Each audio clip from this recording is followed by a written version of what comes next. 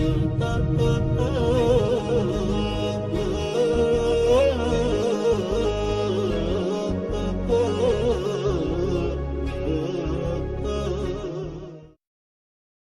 بالله من الشيطان الرجيم بسم الله الرحمن الرحيم صلى الله وسلم وبارك على سيدنا محمد وعلى آله وأصحابه أجمعين. Donc dans ce dernier épisode de la première séquence, alors sachez qu'il y a 4 séquences, j'ai construit la vie du prophète sallam à travers 4 grandes séquences. Cette première séquence concerne la vie de Mohammed sallallahu alayhi wa sallam, de sa naissance à ses 25 ans.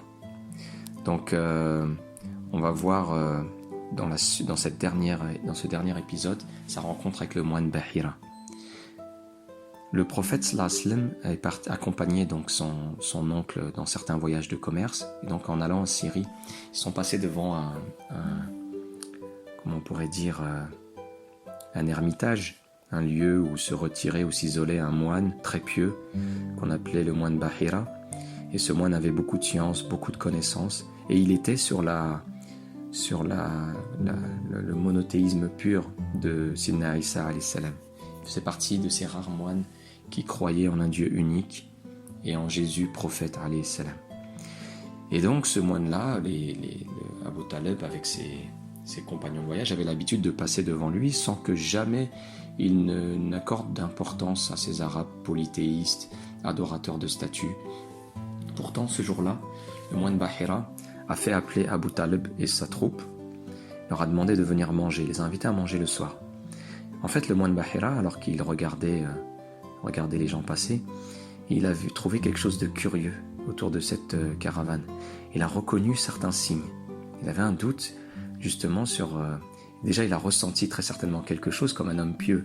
Il a ressenti quelque chose qui se dégageait de cette caravane, et il a vu que cette caravane était à chaque fois protégée du soleil, comme je vous le disais lors d'un épisode, il était protégé en fait des difficultés du soleil, de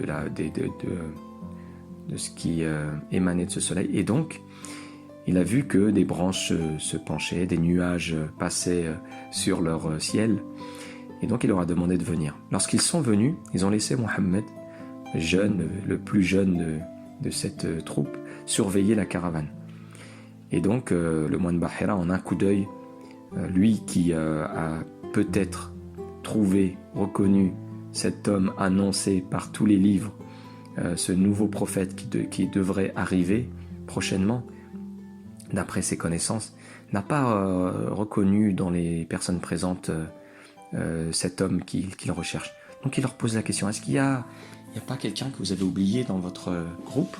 Parce qu'il, du coup, il est curieux, il se dit il y a une certaine bénédiction autour de leur groupe, mais ces gens-là ne justifient pas ça.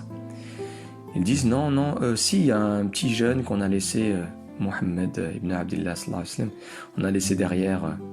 Il dit mais c'est cruel, pourquoi vous le laissez alors que vous êtes tous là invités à manger avec moi, etc. Et là les gens ils se regardent, ils se disent oui il a raison, c'est cruel. Allons chercher Mohammed. Donc ils courent chercher Mohammed sallallahu alayhi wa sallam, dit viens, le moine Bahira te réclame.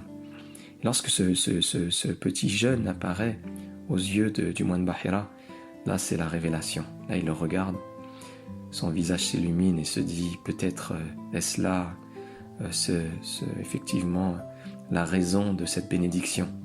Imaginez cette chance, pouvoir rencontrer ce jeune futur prophète. Et ce moine Bahira le regarde et il essaye de le tester, de l'éprouver à travers tous les signes qu'il a de ce nouveau prophète. Parmi les questions qu'il va lui poser, il va commencer d'abord en lui demandant de jurer par Lat ou Al-Uzza, ce sont deux grandes divinités que tous les Arabes respectent, de jurer par ces deux divinités, ces deux statues, de dire que la vérité. Et là, cet enfant répond « Je déteste ces statues, mais au contraire, je jurerai par Dieu, par Allah. » Donc Allah était un nom commun qui était connu chez les Arabes et qui mentionnait en fait ce Dieu unique dont j'ai parlé tout à l'heure, qui était encore très éloigné de leur adoration. Et donc là, le sourire de notre cher ami Bahira commence à se dessiner et il continue ses questions.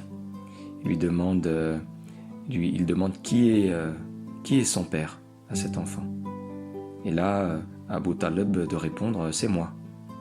Il lui dit, tu es sûr que c'est ton fils, que tu l'as engendré? Il dit, non, je ne l'ai pas engendré, en fait c'est mon neveu. Et là, c'est un deuxième signe. Ce prophète qui allait venir devait naître orphelin, devait naître en l'absence de son père. Donc, voilà un deuxième signe. Troisième signe, il demande à voir... alors, je ne vous dis pas que ça s'est fait dans cet ordre-là, mais l'important, ce sont les signes en eux-mêmes qu'il est intéressant de connaître. Il demande de voir cette partie entre ces deux omoplates, et là, il voit le signe de la prophétie. Il lui pose quelques questions sur sa vie, sur la manière dont il s'occupe, et cet enfant de répondre qu'il aime l'isolement, qu'il aime la solitude, qu'il aime regarder le ciel, qu'il aime méditer sur cette création de Dieu, subhanahu wa ta'ala.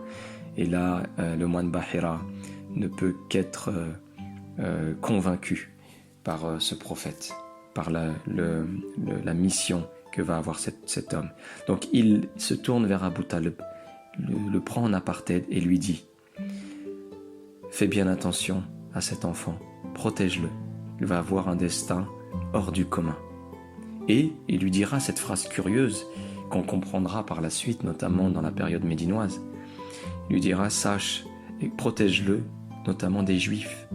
Donc à cette époque, les Juifs étaient très présents à Médine et ils étaient connus pour jouer de leurs textes et avoir eu une histoire, comme vous le savez, très conflictuelle avec leurs prophètes et avec les prophètes qui s'annonçaient, notamment après Moïse alayhi salam. Donc il avait prévu qu'il y aurait de l'adversité, qu'il y aurait une certaine forme de jalousie du fait que le prophète sallallahu alayhi wa sallam était arabe. Il faut savoir que si les Arabes étaient, ils acceptaient l'homme en lui-même, puisqu'il venait d'eux, et en plus il venait quand même d'une généalogie respectable, donc ils acceptaient l'homme en lui-même, mais ils n'accepteront pas le message qui va mettre en branle tout leur système économique. Ces idoles permettaient, à travers ces pèlerinages, l'essor de leur commerce avec le monde qui venait à chaque fois, chaque année. Et donc, pour eux, il était hors de question d'accepter un message qui demande de renier leur statut. Et par contre, les Juifs, eux, étaient favorables au message, puisque eux-mêmes étaient croyants en un Dieu unique, mais ils étaient défavorables en l'homme. Donc, c'est intéressant de voir de quelle manière le prophète sallallahu alayhi wa sallam, entre deux feux, éprouvera des difficultés à transmettre son message. Lors de sa jeunesse, donc qui grandira un peu plus, lors de sa jeunesse, le prophète sallallahu alayhi wa sallam sera préservé de ce qui touche les autres jeunes. Il n'aimera pas les fêtes, son cœur ne sera pas du tout attiré par ces lieux où se trouve en général l'alcool, les statues, les mauvaises attitudes, mauvais comportements. Donc il détestera ces lieux-là. Et pourtant, ses tantes insisteront pour qu'il ait la vie normale de tout jeune. Il s'inquiète de voir ce jeune s'isoler, être solitaire, voire insociable ou associable. Et donc, ils insistent pour qu'il aille à ces fêtes. Et elles insistent tellement qu'il finit par s'y rendre. Mais à chaque fois, on l'en empêchera. La première fois, il s'endormira sur le chemin. Et la deuxième fois, ce sont des hommes, des anges qui vont le chasser, en lui faisant peur. Subhanallah, ici, ce qu'on peut retenir comme leçon, c'est que Dieu subhanahu wa ta'ala, en échange de ces lieux de fête que les jeunes apprécient, qui occupent leur journée, ces lieux de divertissement, bien Dieu lui accordera un sommeil réparateur, un sommeil agréable. Ici, on pourrait tirer la leçon avec nos jeunes aujourd'hui. Il n'est pas suffisant de leur interdire une chose et de créer un vide dans leur vie. Il faut essayer de leur trouver des lieux d'expression, des lieux de divertissement qui soient dans l'esprit de l'islam, de l'esprit de forger des personnalités responsables et des personnalités respectueuses et respectables. Donc, tout comme ses ascendants, jusqu'au prophète Ibrahim alayhi salam, il ne connaîtra pas de relation avec des filles en dehors du mariage. Il se mariera donc avec Ummuna Khadija, donc l'histoire de ce mariage est extraordinaire. Khadija radiallahu anha va le prendre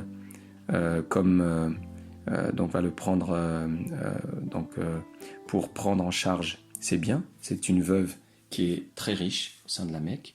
Elle a besoin d'un homme de confiance. On lui propose Mohammed sallallahu alayhi wa sallam.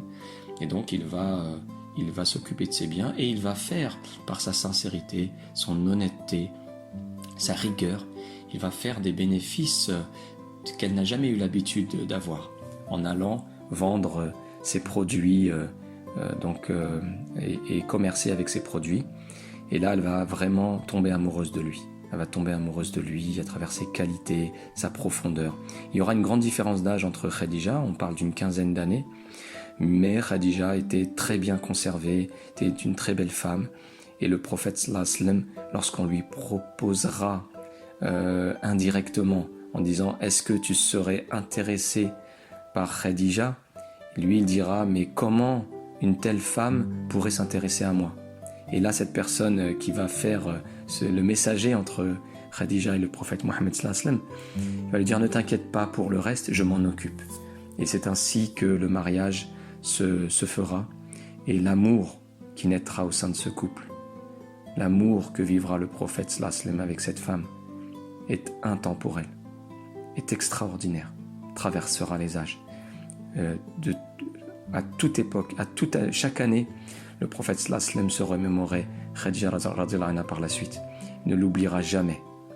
Subhanallah, à tel point que par la suite, Aïcha, qui fut la femme de cœur, épouse de cœur du prophète sallallahu alayhi wa sallam, eh bien, sera jalouse d'une femme décédée.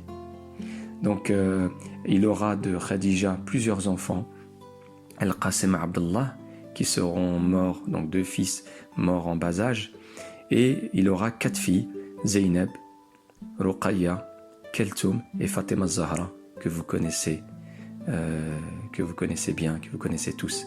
Vous savez qu'un jour le prophète sallallahu alayhi wa sallam dira aux compagnons, il y a 4 femmes complètes du paradis, comme pour dire qu'il y a 4 voies de cheminement de complétude pour la femme à travers ces 4 modèles. Il citera Khadija comme l'épouse qu'elle a été, il citera Fatima Zahra, comme on sait qu'elle était la fille du prophète sallallahu alayhi wa sallam, comment elle a pris soin de son père. Il citera Essia, qui vivra un calvaire, qui souffrira la vie avec un homme dictateur et tyrannique, donc épouse de Pharaon. Et il citera la mère de Isa, Maryam, qui, en tant que mère, a ouvert aussi une voie de complétude. Pour terminer, je mentionnerai l'ordre de chevalerie. C'est l'un des seuls actions sociales ou solidaires à laquelle le prophète sallallahu alayhi wa sallam se joindra, parce que globalement, le système était assez injuste. Et là, c'est quelque chose qui est né de l'injustice faite à quelqu'un qui n'avait pas de protecteur, à qui le client refusera de payer ce qu'il lui doit l'année suivante. Et donc, il fera un poème, cette personne, qui touchera les cœurs. Parce que vous savez que dans cette époque-là, la poésie avait un pouvoir. Et donc, il touchera les cœurs. Et les gens forts, on va dire, de la Mecque, se réuniront autour d'un pacte, d'un ordre de chevalerie, Hilf al-Fudul, qui se traduit donc par l'ordre de chevalerie, qui est une alliance conclue par plusieurs habitants de la Mecque en vue de défendre l'opprimé. Mohammed sallallahu alayhi wa sallam fera partie de ceux qui prêteront serment avec eux, acte d'ailleurs dont il gardera fierté même après la révélation.